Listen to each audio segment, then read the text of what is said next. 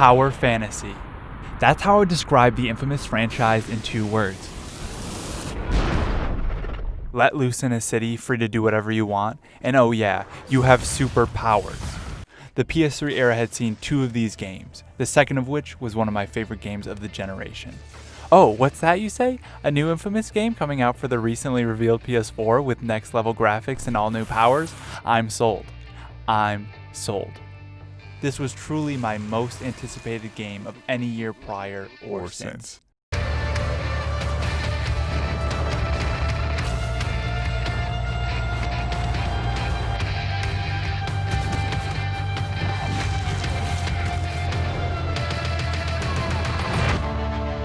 I start the game.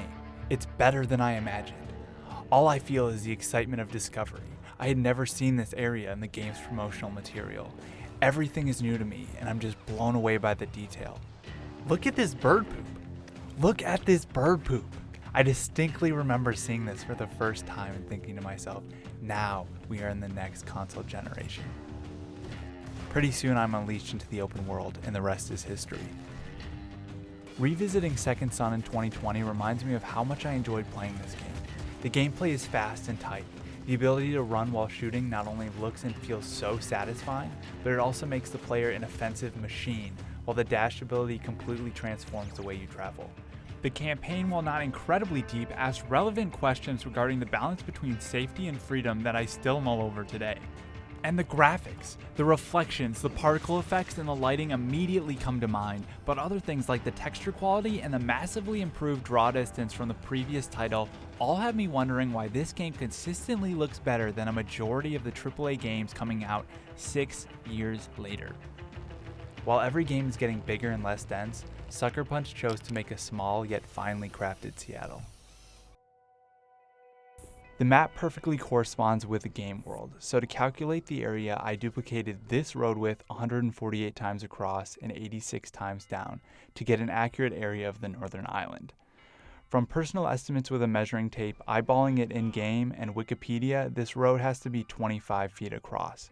That means the northern island is 3,700 feet or 0.7 miles across and 2,150 feet or 0.41 miles down. This amounts to 0.29 square miles. And this is the biggest island at its widest, including all of the water within this rectangular area. That's not what I expected. I'm looking over this island right now and it just doesn't look that small to me. The southern island works out to be 125 by 76 road widths at its widest, or 0.21 square miles. Including the water between both islands at their widest, 179 by 165 road widths is 0.64 square miles. Seattle is 84 square miles, not including the water, 131 times the size of Second Son's world. Yeah, that's not even close. The arrangement of Second Son's geography is inaccurate as well. A satellite view of the Seattle area and the game's satellite view are almost completely the same until you look at the city. In this image you can barely make out the 2 islands where the game takes place, yet the real city looks closer to one long strip of land. There are also artistic liberties in the district placement. For instance, the Seattle Center is here and the waterfront is here, but then Georgetown isn't where it should be relative to the real site.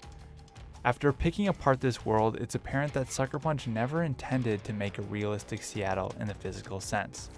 They meant to capture the essence of the city, the feeling you get when you're really there, embodied in an open world experience. A love letter to the place Sucker Punch calls home. I didn't think that was going to be the case starting the game back in 2014. In fact, there was a lot I didn't expect that, looking back, should have been obvious to me. From the moment this game was announced at the PS4 reveal event, I bought a ticket, boarded, and rode the hype train like I'd never done before. I ate up everything Infamous in the 13 months leading up to release.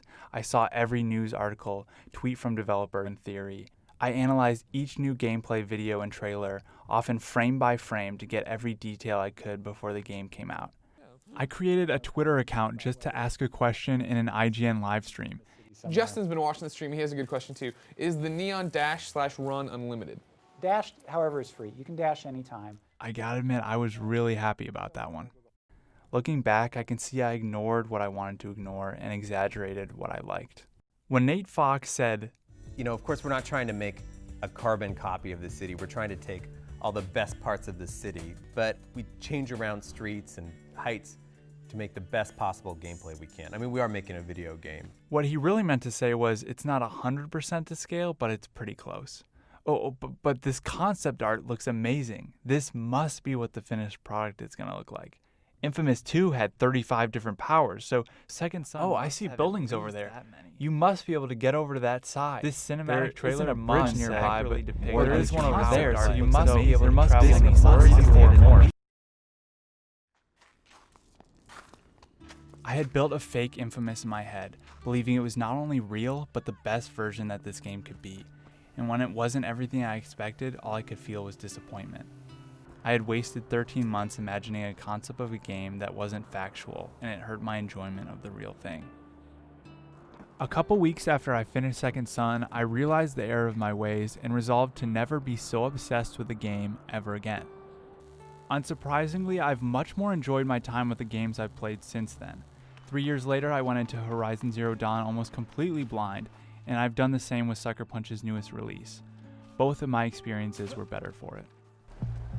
When I'm not busy holding up a game to an imaginary standard, I can fully appreciate what it actually is.